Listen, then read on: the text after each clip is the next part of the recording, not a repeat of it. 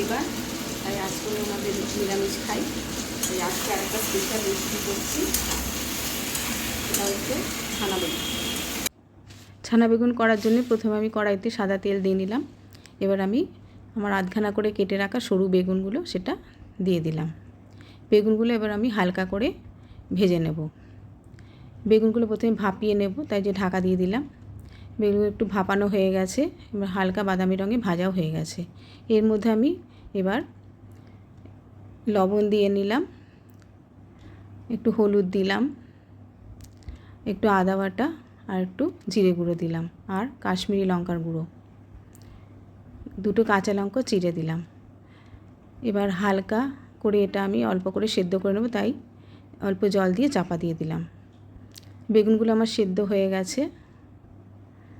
এবার আমি বাড়িতে ছানাটা কেটে রেখেছিলাম, সেটা আমি 2-3 চামচ মতো ছানা দিয়ে দিলাম, আর একটু অল্প মিষ্টি দিয়ে দিলাম,